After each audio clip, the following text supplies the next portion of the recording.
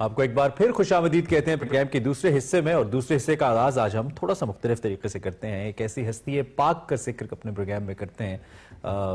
جن کی شان میں اگر لکھنے بیٹھیں گے تو وقت کم ہو جائے گا، قلم کی سیاہی ختم ہو جائے گی۔ یقینی طور پہ جب میں نام لوں گا تو آپ کہیں گے کہ بات بالکل درست ہے۔ یہ ہستی نبی کریم حضرت محمد مصطفیٰ صلی اللہ علیہ وآلہ وسلم کی پوری کائنات میں اگر میں کہوں کہ محبوب ترین ہستی ہے، جگر گوشہ ہے ان کا، خاتون جنت ہیں، سیدہ کائنات ہیں، سیدہ فاطمہ الزہرا سلام اللہ علیہا کے بارے میں ہم بات کر رہے ہیں، جن کے بارے میں سیدہ عائشہ صدیقہ طیبہ طاہرہ ام المومنین فرماتی ہے کہ آپ شبیہ مصطفیٰ صلی اللہ علیہ وآلہ وسلم تھی، چال میں، اعمال میں، گفتار میں، کردار میں۔ یہ ہستی نبی کریم صلی اللہ علیہ وآلہ وسلم کو اپنے اہل و عیال میں سب سے زیادہ پیاری تھی۔ حضور اکرم صلی اللہ علیہ وآلہ وسلم جب کسی سفر پر تشریف لے جاتے یا کسی غزوہ میں شریک ہونے کے لیے جاتے تو سب سے آخر میں سیدہ کائنات سیدہ فاطمہ الزہرا سلام اللہ علیہ سے مل کر جاتے، اور جب واپس تشریف لاتے تو تب بھی سب سے پہلے خاتون جنت سیدہ کائنات سیدہ فاطمہ الزہرا سلام اللہ علیہ کے گھر تشریف لے کر جاتے۔ آج ہم انہی پاک ہستی کے حوالے سے ان کا ذکر کریں گے، ان کے فضائل اور مناقب پہ بات کریں گے، اور اس کے لیے ہمارے ساتھ کراچی اسٹوڈیو سے موجود ہوں گی ہماری گیسٹ فرحانہ اویس۔ بہت شکریہ راک صاحبہ کہ آپ نے ہمیں ایکسپریسو میں جوائن کیا۔ آج ہم جس ہستی کے حوالے سے بات کرنے والے ہیں سیدہ فاطمہ الزہرا سلام اللہ علیہ، ان کی عظمت کے حوالے سے کیا کہیں گے آپ؟ بسم اللہ الرحمن الرحیم۔ ام السادات مختومہ کائنات دختر مصطفیٰ حضرت سیدہ طیبہ طاہرہ فاطمہ الزہرا رضی اللہ تعالیٰ عنہ وہ شخصیت ہیں کہ جن کے بارے میں بات کرنا خود ہمارے لیے باعث سعادت و باعث برکت ہے، اور آپ وہ ہستی ہیں جنہیں نبی رحمت محمد مصطفیٰ صلی اللہ علیہ وآلہ وسلم نے خود سیدۃ النساء فرمایا، یعنی تمام جہان اور جنت کی عورتوں کی سردار۔ آپ کا نام فاطمہ ہے لیکن آپ کا لقب زہرا ہے، جس کا مطلب ہے روشن اور چمکدار، یعنی دمکتا ہوا۔ اس لفظ کا استعمال نبی رحمت محمد مصطفیٰ صلی اللہ علیہ وآلہ وسلم نے اپنی بیٹی کے نام کے علاوہ 2 جگہ پر استعمال کیا، اور وہ قرآن پاک کی 2 صورتوں کے حوالے سے آپ صلی اللہ علیہ وآلہ وسلم نے فرمایا قرآن پاک میں 2 صورتیں بہت روشن، بڑی چمکدار اور دمکتی ہوئی ہیں، اور وہ ہیں سورہ بقرہ اور سورہ آل عمران۔ آپ صلی اللہ علیہ وآلہ وسلم نے فرمایا کہ میں نے اپنی بیٹی کا نام فاطمہ اس لیے رکھا کہ اللہ رب العزت نے ان کو اور ان کے محبوں کو دوزخ سے آزاد فرما دیا ہے۔ اور ام المومنین حضرت عائشہ صدیقہ رضی اللہ تعالیٰ عنہ فرماتی ہیں کہ ایک بار نبی کریم صلی اللہ علیہ وآلہ وسلم اپنی بیٹی حضرت بی بی فاطمہ کے پاس تشریف لائے اور کہا کہ فاطمہ کیا تم اس بات پہ راضی نہیں ہو کہ تم تمام جہان اور جنت کی عورتوں کی سردار ہو؟ حضرت عبداللہ بن عباس رضی اللہ تعالیٰ عنہ فرماتے ہیں کہ نبی کریم صلی اللہ علیہ وآلہ وسلم نے فرمایا کہ جنت کی عورتوں میں بہترین حضرت خدیجہ بنت خویلد، حضرت فاطمہ بنت محمد صلی اللہ علیہ وآلہ وسلم، حضرت مریم بنت عمران اور حضرت آسیہ بنت مزاحم ہیں۔ اور حضرت علامہ اقبال نے تو آپ کے ہدیہ عقیدت پیش کرتے ہوئے اتنی خوبصورت نسبتیں بیان فرمائی۔ آپ نے کہا کہ حضرت مریم علیہ السلام کو ایک نسبت حاصل ہے اور وہ ہمیں بے حد عزیز ہیں، اور وہ نسبت ہے کہ وہ حضرت عیسیٰ علیہ السلام کی والدہ ہیں، لیکن بی بی سیدہ کو بہت ساری نسبتیں حاصل ہیں، اور آپ نے فرمایا کہ پہلی نسبت تو یہ ہے کہ وہ نبیوں کے سردار محمد مصطفیٰ صلی اللہ علیہ وآلہ وسلم کی صاحبزادی ہیں۔ دوسری نسبت یہ ہے کہ وہ ولیوں کے سردار حضرت علی کرم اللہ وجہ الکریم کی زوجہ محترمہ ہیں۔ تیسری نسبت یہ کہ وہ شہیدوں کے سردار حضرت امام حسین علیہ السلام کی والدہ محترمہ ہیں، اور پھر اللہ رب العزت نے آپ ہی کے ذریعے سے اولاد رسول کا سلسلہ جو ہے وہ جاری رکھا۔ تو گویا ایک طویل سلسلہ ہے جو آپ کے فضائل ہیں، آپ کی عظمتیں ہیں، اور میں سمجھتی ہوں کہ ہم بیان کرتے چلے جائیں یہ عظمتوں کا سلسلہ اور یہ مکمل نہ ہو پائے گا ایک پروگرام میں۔ ایک اور چیز آپ سے شیئر کروں،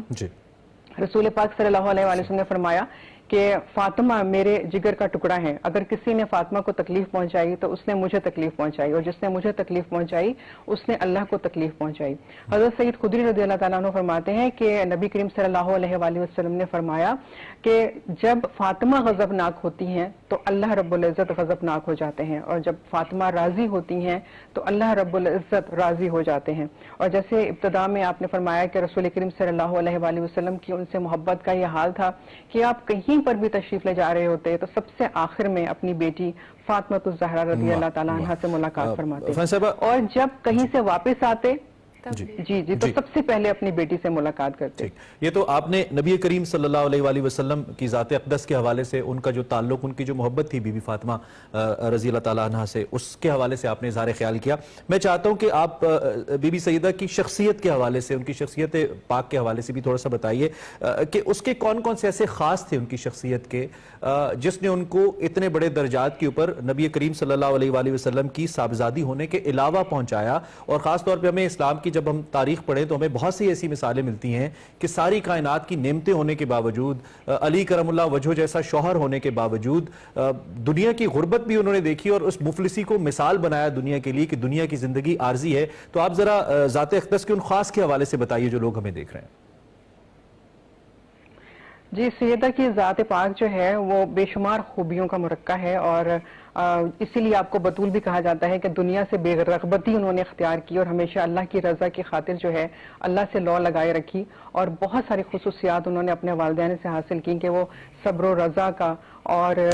اللہ تعالیٰ کا شکر گزار بندوں میں شامل ہونے کے لیے, اور اس کے علاوہ وہ زہد و تقوی میں بہت زیادہ جیسے کہنا چاہیے بے مثال تھیں. اور وہ یہ تمام وہ خصوصیات تھیں جو انہوں نے کاشانہ نبوت میں اپنے والدین سے لی تھیں, اور انہی خصوصیات کو لے کر جب وہ حضرت علی کرم اللہ وجہ الکریم کے گھر آتی ہیں تو اس کا عملی طور پر مظاہرہ کرتی ہیں. یعنی وہ تمام چیزیں جو انہوں نے اپنے بابا سے سیکھی, وہ تمام چیزیں جو اپنی والدہ حضرت خدیجہ الکبریٰ رضی اللہ تعالیٰ عنہ سے سیکھی, اس کا اظہار کس طرح سے فرما رہی ہیں کہ گھر کے تمام کام کر رہی ہیں,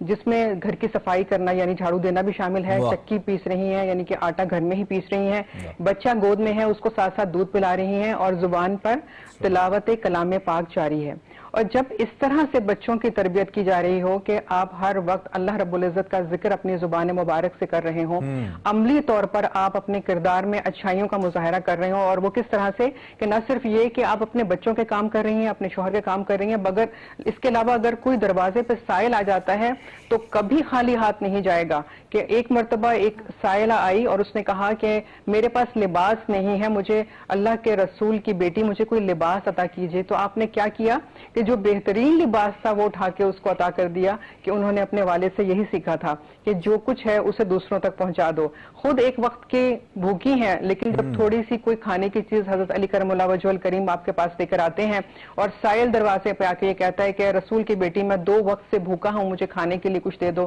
تو آپ اپنے حصے کا وہ سارا کھانا اٹھا کر اس کو دے دیتی ہیں, اور کچھ تھوڑا سا بھی اپنے لیے نہیں رکھتی ہیں. تو یہ وہ کردار ہے جو آپ نے عملی طور پہ ہمیں بتایا کہ کیا چیزیں تھیں جو ایک اچھے مسلمان کی خصوصیات ہیں جو رسول کی بیٹی نے ہمیں کر کے دکھائیں. اور جیسے کہ آپ نے کہا کہ وہ شبیہ مصطفیٰ تھیں, تو اس کے بارے میں بھی آپ کو بتاتی چلوں کہ ام المومنین حضرت عائشہ صدیقہ رضی اللہ تعالیٰ عنہ فرماتی ہیں کہ میں نے کسی شخصیت کو ایسا نہیں دیکھا جو رسول کریم سے اس قدر مشابہ ہو کہ آپ کا اٹھنا بیٹھنا چلنا پھرنا, آپ کی گفتگو کا انداز, یہاں تک کہ آپ کی فصاحت و بلاغت بھی رسول پاک صلی اللہ علیہ وآلہ وسلم کے جیسی تھی. پھر آپ نے فرمایا کہ کیوں نہ ہو, آخر وہ نبی کریم صلی اللہ علیہ وآلہ وسلم کی صاحبزادی تھیں اور انہوں نے ان سے بہت کچھ سیکھا تھا. تو گویا وہ تمام ایثار اور قربانی کی تمام مثالیں جو ہم سنتے ہیں جو رسول پاک صلی اللہ علیہ وآلہ وسلم نے اپنی امت کو کر کے دکھائیں اور بتائیں کہ کس طرح سے زندگی گزارنی ہے, وہ تمام چیزیں سیکھ کر آپ نے عملی طور پر اس کا مظاہرہ کیا. اور ایک بڑی ایک اہم بات جو ہے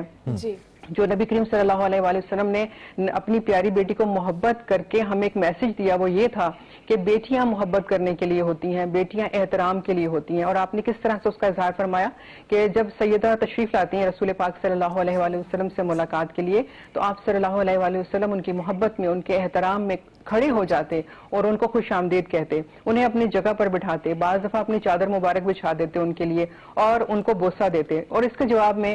سید ابھی اسی طرح سے رسول کریم صلی اللہ علیہ وآلہ وسلم کے ہاتھوں کو بوسہ دیتی. تو یہ وہ اعتماد تھا, یہ وہ اعتبار تھا جو رسول کریم صلی اللہ علیہ وآلہ وسلم نے اپنی بیٹی کو عطا کیا, اور امت کو یہ پیغام دیا کہ بیٹیوں کو یہ اعتبار, یہ محبت دو, کیونکہ یہی وہ خصوصیات ہیں جب وہ لے کر اپنی شخصیت میں اپنے گھر جاتی ہیں, یعنی اپنے شوہر کے گھر جاتی ہیں, تو یہ تمام خصوصیات اپنے بچوں کو منتقل کرتی ہیں. بی بی فاطمہ کے کردار کے حوالے سے اتنے ان کے پہلوؤں کا احاطہ کیا, ہم چاہیں گے ازدواجی زندگی کے حوالے سے آج کی خواتین کے نام جس طرح سے انہوں نے ہر زندگی کے ہر پہلو میں عملی نمونہ پیش کیا ہے ہم سب کے لیے, ازدواجی زندگی کے حوالے سے بی بی فاطمہ کی جو زندگی ہے کیا ریفرنس دیں گی آج کی خواتین کو؟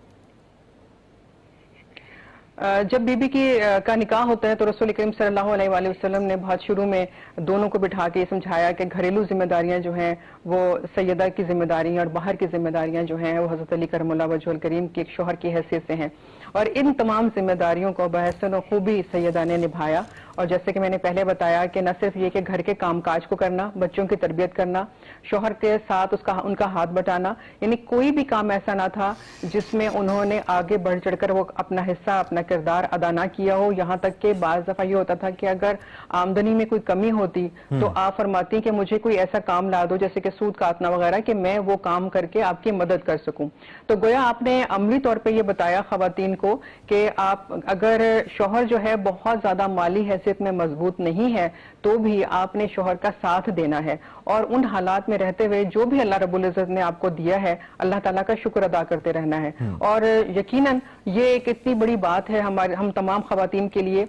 कि अगर हम उनसे ये सीखना चाहें कि अल्लाह रब्बुल इज्जत ने जिसको जहां जिस मकाम पर भी रखा है अगर वो शुक्रगुजार बन जाए और उन हालात में रहते हुए भी अपनी जिंदगी को गुजारना चाहे तो कोई बहुत मुश्किल बात नहीं है, उसको गुजारा जा सकता है और अल्लाह की रजा हासिल की जा सकती है। फरहाना साहिबा बहुत शुक्रिया। जैसा कि आपने पहले भी कह दिया, हम भी कह चुके हैं कि शख्सियत ऐसी है कि बात करते रहेंगे, वक्त कम पड़ जाएगा,